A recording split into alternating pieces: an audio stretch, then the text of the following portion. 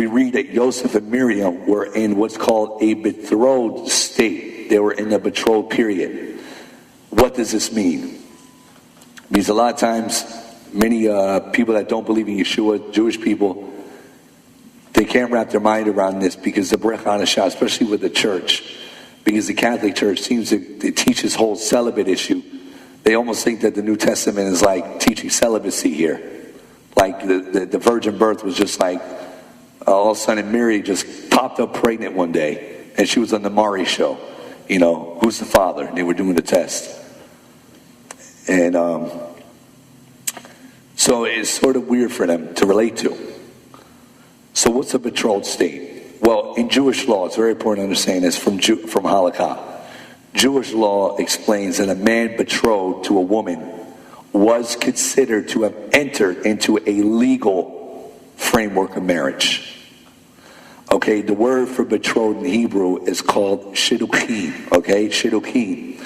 And in Jewish law, shidduchin is defined as the mutual promise between a man and a woman to contract a marriage at some future time. In other words, they're technically bound, and if they had relations, the man's whole point is that I'm getting married to her. So if he had relations with her in this period, it would not be considered sin because he's intended to fulfill his obligation of marriage. So it's a technical part. It's not like if you go get engaged today, hey, will you marry me? You're not fully married yet because first off, you don't have your marriage license and you didn't have a minister or someone look over your marriage. So it's not finalized. Here, there's witnesses that basically state that they're married, essentially. They just haven't done the full shebang yet. You know, it's not everything's finalized, but they're in the process. So the shidduchin basically brings them into the next step of the marriage called erusin. Okay, erusin means that they're legally bound together and they should be treated as a husband and wife. And what's unique about this here is that Mary was now property of Joseph. All right? And it was forbidden for anyone touching her. Much like it was forbidden to go into the tabernacle or the temple and to use an object for your own use. That object is sanctified for God's use. No one touches it. That's the same thing what shidduchin means. Now, the sages explain that if a man, okay, entered into a marriage without going through the process of shidduchin, he could be liable to be flogged. In other words, he could be punished if he attempted to override the process and just say, hey, everything's finalized in marriage. Because Jewish law was very meticulous and very cautious that they would not promote any form of immodesty in Israel. So you can see why Yosef was very concerned when he found out Mary was pregnant. All right, he was like, whoa, I didn't know that she may have had someone on the side. Okay. In other words, he believed that she was a very righteous woman. All right, she was a virgin. And the scripture says that he was a righteous man. So we see that Matthew tells us that Yosef abided by the halakha as he is described as a Isadik. He's a very righteous, devout, law-abiding Jew. All right, so having noticed that Miriam was pregnant and that he who was betrothed to her had nothing to do with it, in other words, Mari says, you're not the father. Okay? Yosef either had to publicly condemn her, which meant that according to the Torah, in Deuteronomy 22:22-29, it's the death sentence. Or he privately sent her away in shame. So we see that he doesn't do any. He brings her to her house. Okay? So how does this relate to our parsha, where we learned that Abraham and Sarah appeared to already be married? You know, they appeared to be well acquainted with each other for so many years. If Parashat Chayei Sarah supports the idea of what we call divine birth, how do we reconcile the status of shidduchin between Yosef and Mary then with the birth of Yeshua? Well, the fact is that they were legally married, technically, explains it. That's why, because they're legally bound. We just see Yosef's reaction was, well, it wasn't me, because if I did it, then I'm okay by according to law then. According to halakha, according to the Torah, I will not be charged of saying I had sex outside of marriage, because we're already in the contract. So therefore, according to Jewish law, what happens here is that it's not something that was done outside the framework. It's in the framework. So we understand that. To understand how this works, we have to take a look at something unique about Rebecca, who really this Torah portion focuses on. Because we see that, like her mother-in-law, she also had the same issue that she was bearing. And that the birth of her twins that happened in next week's parasha also are rooted in the fact that it's not just a natural birth. Because according to the prophecy she gets about these children in her womb, this is not just normal children. Okay? So, that transition is made between our parasha and how last week's ended. Because right before our verse picks up here in chapter 23, the end of last week's parasha in the Maftir says, Uvtuel Yalad et Rivka, and Betuel begot Rebecca. For it was while Sarah's son was yet to set that Rivka's son had rose. And this is alluded to the initial letters of the word, Sarah Me'ah Shana, okay, 100 years. What's interesting here is that if you take the initial letters, Shana, the Sheen, Me'ah, the Mem, and then Shana, the Sheen, it spells the word Shemesh, sun. And therefore the Torah is teaching us, or alluding to, a passage that's found in Ecclesiastes chapter 1:5, where Solomon says, Vezarach Hashemesh Uva Hashemesh, and the sun shines and the sun sets. In other words, this goes on, this understanding is built off of a midrash that teaches that God would not let a righteous person go to the grave until he raises another in their place. So what we see here is that before Moses' sun set, he raised up Joshua, okay? And we also see that before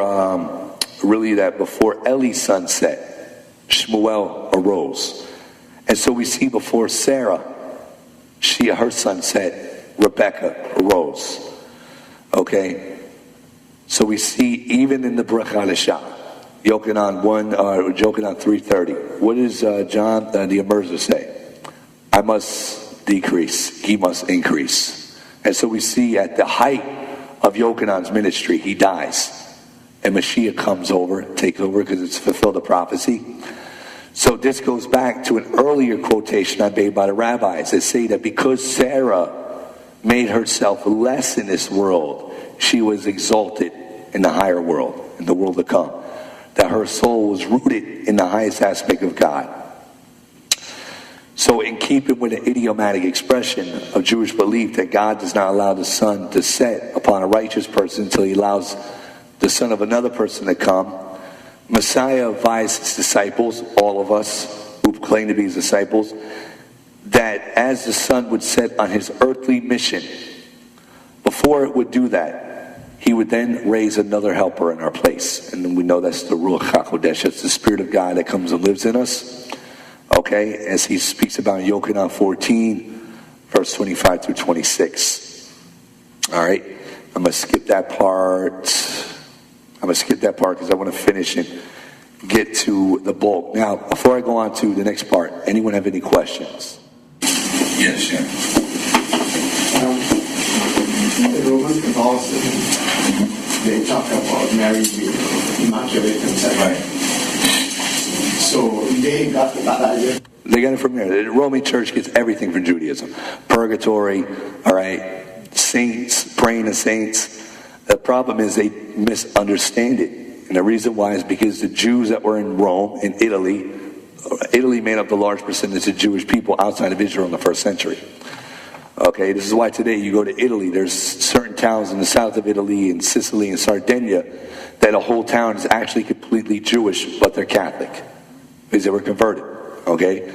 And the Catholic Church, when they no longer had Jewish people to teach them, they took what they had, they assimilated the pagan belief, and so they were working here with not full information. And they adopted the same concept, Immaculate Conception, except they go on to believe that she remained a virgin afterwards. Problem is, Yeah. Yeah, the thing is, the perpetual virginity is that you don't explain the fact how the other kids get in the equation. Which I'll talk about in a little bit, because the concept of a betula. Yes, Iva. While you were talking, I just see the similarity between the barrenness of Elizabeth and John. Yep. And Mary. Yep. When she found out that she was pregnant, he immediately went to see Elizabeth. Right. I think in my head, even before Joseph found out, it looked to me as if the Lord was preparing Joseph in the meantime. That she took off, went to the hill country to see her cousin, and stayed there for 3 months, which means she was pregnant for 6 months. So she spent 3 months, which is 9 months. By the time she come back, the Lord had already talked to Joseph. Prepare him. He already knew. Yes, in a way to accept the fact that that was really tough. Oh, yeah. For him to settle, just like that. Yeah. So I guess the Lord prepared him in a way when she went for the confirmation, because she herself had to be fully justified that her old cousin was also pregnant. Yeah. So by the time she got back home, it's like everything was kind of settled. Because Joseph had in his mind, he was actually going to send her away. He was going to send her away. That's why God visited him. The barrenness, the purity, because Elizabeth was also very pure, from what we understand. That's true. And all of that just worked right into the New Testament. And it does work. And while you're on it, there's actually where we're going to go into next. Elisheva, Elizabeth, and everything. So, Mizaiva's right on track. Thank you. Okay, so we got 10, 12 minutes here. I'm going to try to squeeze this in as best as possible. All right, now I'm going to jump to Genesis 24, verse 1 through 4. All right, I'm not going to explain the inner meaning of it. I'm just going to summarize a little bit. So we see here that now Abraham needs to find a wife for his son. Now Rivka comes in the picture, okay? We see that the sun set on Sarah, another son arose. Rivka's now in the equation. So, in order for Isaac to find another unique soul to match him, Abraham has to send him back to the homeland. So he says, listen, Eliezer, his servant, all right, I need you to go forth. But you're going to have to do something here that's kind of weird. Many of your Bibles say, put your hand under my lap. Bad translation. He didn't put his hand there. Okay? Put his hand underneath where the covenant was at. Okay? And this male member. And he made him take an oath. Because he wanted him to realize that this child I got is not just based upon a physical circumcision. It's not based upon just physical intercourse I have with my wife. It comes from a more spiritual root. That my heart was circumcised, my soul is circumcised. And so he puts his hand under Abraham's male member, takes an oath, goes off to his homeland. And what's unique is that as Eliezer goes forth, he's praying to his Shem. I really need your help. I mean, I would be the same way. If my master said, listen, come here, give me your hand. I'm like, what are you talking about? I'd be a little freaked out. Okay? This guy is like the mob here. He owns all this cattle. He'll kill me if I don't do the right thing. So we see he's praying to Hashem. He needs to find the right soulmate for Isaac. So what happens is, in verse 12 to 14 of chapter 24 of Genesis, we see that he says, Ve'aseh chesed im Adonai Abraham. You do kindness with my master Abraham. So here we see Eliezer sort of like sweetening the ears of Hashem. You do all these good things. Please be with me. What's interesting about this expression in Hebrew, Im Adoni Abraham. You take the last letter of those words, the letter Mem from Im, Adoni from my Lord or Master, the Yud, and then Abraham, the letter Mem. That's Mem, Yud, Mem. Spells Mayim, water, okay? The Torah is teaching us a secret here. Because when we read later, next week's Torah portion, about Isaac, we learned that he dug some wells in the earth called Mayim Chayim, living waters. And according to the sages, these wells are symbolic of Messiah. And that Messiah is associated with the letter Mem, okay? In fact, Hasidus explains that the open letter Mem, because remember there's two forms. There's a Mem Sofif, the closed form, which appears at the end, the open Mem in the beginning, in a regular word of the Hebrew. The open Mem represents waters of Teshuvah, and the closed Mem represents Messiah, who brings us to the waters of Teshuvah. Now, if those who remember back in Genesis and Noah, I talked about how the sages say that it was the spirit of Messiah hovering over the waters, because Messiah is associated with bringing us back to Teshuvah, back to God. So, what's unique is that in the Tanakh, we see an interesting passage in Isaiah 9:6, 9:5 in the 9:7 in the 9:6, 9:5 in the Hebrew, 9:6 in the English. It says Lemar Bey, okay, Ham Yisrael Ushalom in Ketz Al Kisei David. It speaks about a child who's going to have the government, okay, the seat of throne. What's unique is the word Lemar Bey, okay, in this passage is spelled weird. Because the letter Mem after the word Lamed is spelled as a Mem Sofif. It goes against regular grammar. It should be an open Mem. It's a closed Mem. I'll take a look at it if you have a Hebrew Bible, Isaiah 9:6, 9:5 in the Hebrew, 9:6 in the English. Okay? Back in Lech Lekah, I explained the Masoretic note V'charat. Remember I connected it with V'charat, Ishmael, V'charat, Acharech HaYamin, the end of days. And then it pointed to the answer was on Isaiah 7:14, V'karat Shemo Emmanuel. His name should be called God is with us. Isaiah 7:14, okay, which is pointing to the salvation of Israel in the end days. Well, the reference of the child being born in Isaiah 9:5 through 6 is the climax of the child mentioned in Isaiah 7:14. Okay, it's the same child that would descend from the womb of what's called an Alma, okay? A translated young maiden, some translations say virgin. I'll try to explain that. So it's no coincidence that in this week's parashah, we find the word Mayim is encoded in the phrase Im Adoni Abraham, okay? As it's connected with the life of Isaac, who came into the world supernaturally. And that according to the rabbis, the wells that are represented with Isaac are basically the wells of Messiah. So, as I stated, to any Hebrew reader, it's easy to note that you do not have a Mem Sofif in the beginning of a word. It's always reserved for the end. Same thing with a Kaf Sofif or any other Nun Sofif, any other ending letter. And what's unique about this is that you can split the word Lemar Bey into Lem Rabbah, which actually means great teacher. Okay, so not only is this child coming in the world, has the fullness of God dwelling Aviyad from all eternity, but he's going to be a great teacher as well. Who will teach men by, because Messiah has to lead us to Teshuvah. That's why he teaches us. All right, so one of the interesting things is that as a great teacher, he will learn how to teach us the truth of God. That means he has to have the spirit of knowledge upon him to lead us. And that's one of the spirits that will dwell upon the Messiah, according to Isaiah 11:2. 7 spirits will rest upon the Messiah.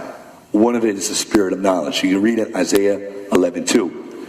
Okay, Ruach Da'ad, it says. So, jumping ahead here. I'm trying to shortcut and get to my basic point of connecting the Brachat Shah before we end. With connecting this here, the rabbis explained that because the letter Mem is encoded here, the word Mayim, waters, is connected with Messiah. It's connected to the fact that Messiah is going to come from a concealed womb, a womb that is shut off. Rivka's womb was shut off, Sarah's womb was cut off, and Miriam's womb was cut off, okay? So he's going to come from the mind above, the world. You remember the Torah says that there's water separate from waters, the Rikia, okay? The heavenly world separate from our world. He will come into this world and lead us back to the, if you will, Gad Eden, the garden where Adam and Eve was. This is the process. And so Messiah is called the living waters of Teshuvah. He leads us there. Brech Hadashah is filled with references of this happening. Okay? So we see that we have a connection here with a woman now, Rivka. Okay? That she has the same status as Sarah. She's barren. But what's unique about this is that she's also described as a virgin. And in fact, in Hebrew, it not only calls her a virgin, a Betula, it also calls her what's considered a Nara. It's another female status of her age. It depends on if the letter Hey is at the end of the word or not. I'll explain that. And then she's also called an Alma at the same time. She has all three names connected. So what's the status of a Betula? Betula usually, all the times in Hebrew, means virgin. But what type of virgin? Basically, a Betula is regarded as any woman, even though she is married, has not yet had an issue of blood flow. In other words, she has not had her cycle yet. So that meant Sarah could have been a Betula, technically, okay? Is why? Because the blood flow is called unclean blood, all right? Impure blood. So, is it possible Sarah could have been a Betula? Very possible. It doesn't state it. That meant that even her and her husband had intercourse, doesn't mean nothing. She could still be a virgin in that sense. So it's any woman who's never had her time of the month yet. Okay. That's what a Betula is. Now, I want to get to my part. Yes. Oh, thank you very much. Thank you.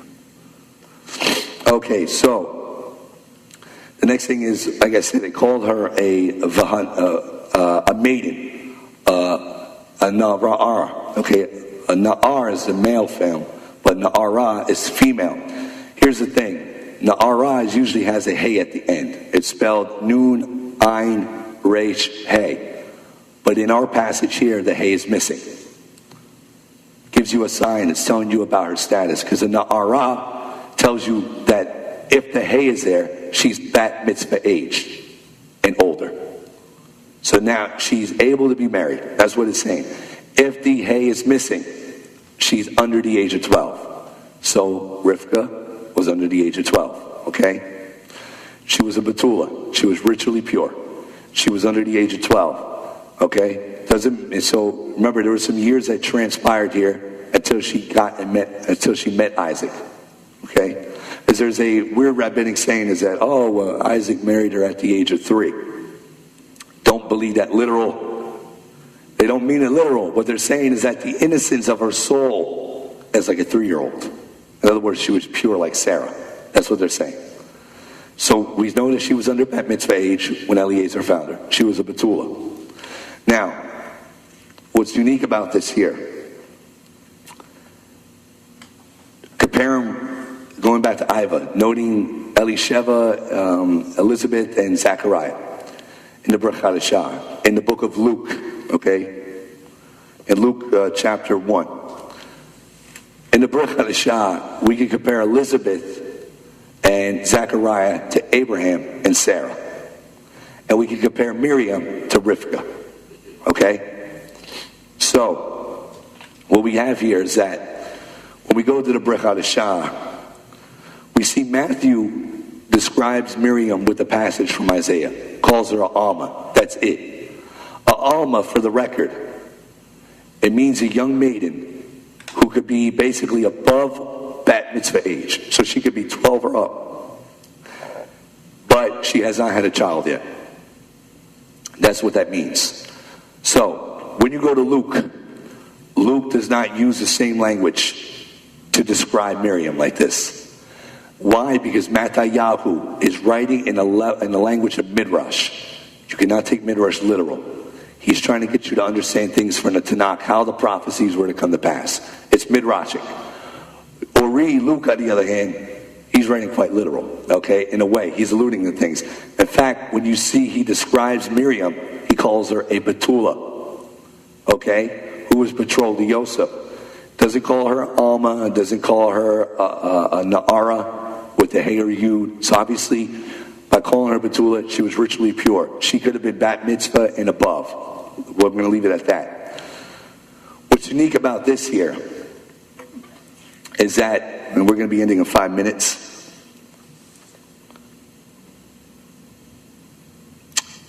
is that the Jewish interpretation, the Hasidic interpretation, is that they view that Israel is much like a young girl, okay?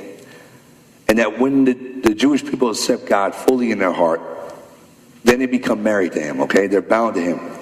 And that before their marriage to Him, they're like a Na'ara without the hay at the end, okay? That meant they're under bat mitzvah age. But then when they become married to Him, the hay is added to describe that they're mature. We see what happened when Abraham and Sarah, they had the letter hay added to their names, okay? So the sages explained that when Israel has not accepted God in their hearts are closed off like a spiritual virgin, okay? And what's unique about this is that a virgin represents innocence.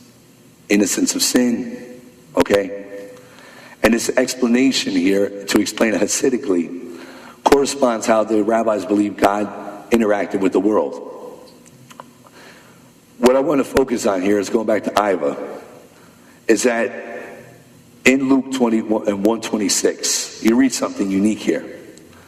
I'm trying to give us a little understanding about the birth of Mashiach before we end. So I'm going to go over 5 minutes. We see in verse 26, it says, in the 6th month. Okay? Very interesting. Who here can tell me what the 6th month is? See, I know there's a lot of people when they try to pinpoint understanding Messiah's birth. 6th month, how do we measure the calendar? Well, we measure the calendar for Tishrei. But that's not definitively correct for those who don't know Jewish history. Okay? In Yeshua's day, the calendar was broken down into 2 periods. We know Tishrei and then Pesach.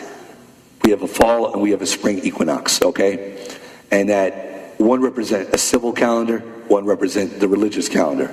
Tishrei was the civil calendar. There's 4 New Years in the Bible. Tishrei is the New Year for the entire world. It's called for foreign kings. Then you have the New Year of trees in Shabbat, okay? Then you have Pesach, you have Nisan. That's the religious calendar that starts with the Jewish monarchy. Then you have Elul, which is the year of tides for cattle. Those are 4 New Years. What's unique here, what calendar did in the 6th month did the angel come? Well, if it's a religious calendar, that meant the 6th month is the month of Elul, that he came to Mary. That meant that Yochanan the Immerser was conceived in Nisan, 6 months before.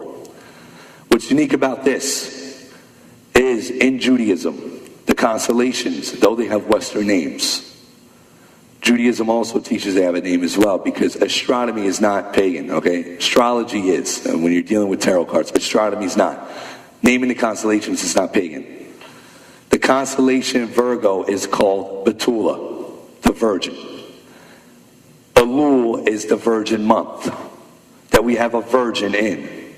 Mary's a virgin, she's a Betula. What's one of the things that Elul is also called? The time that the king comes into the field. What did I just explain earlier? The passage from Ecclesiastes, the king comes and cultivates a field. Now you get the picture. And Elul is an acronym, as on my ring, Ani Ladodi, Vidodi Li, from Shir HaShirim, Song of Solomon. I am to my beloved as my beloved is to me. And Song of Solomon is not about, I'm to my beloved, my wife. It's about how the Kehilot, Israel, is beloved to God.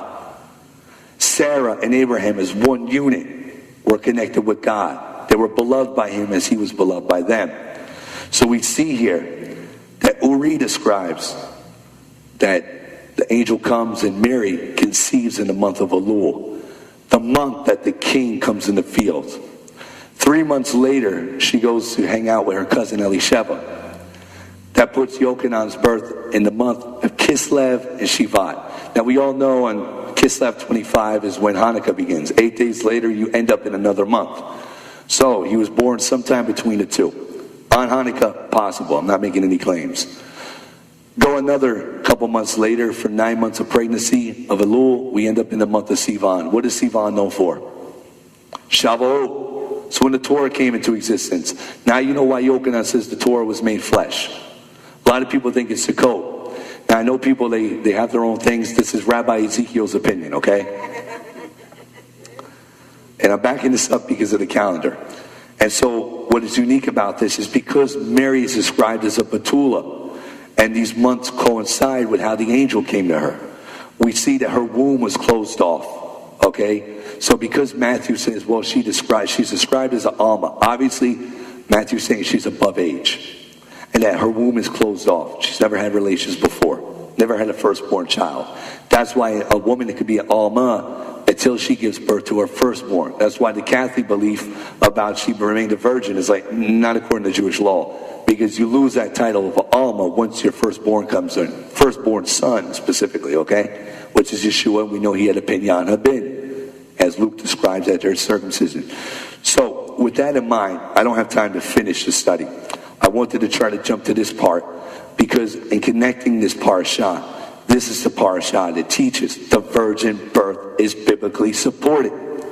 And that when you've been peeled back the literal reading of the text, as the rabbis, not as I have done, as the rabbis have done, there's clear support that, yes, what the Brit Hadashah is saying is biblically correct, rabbinically correct as well. Because it supports the fact that what happened here in the Brit Hadashah is that two people, Yosef and Miriam, like Sarah, like Abraham, lived a life in consecration to God. They were pure people.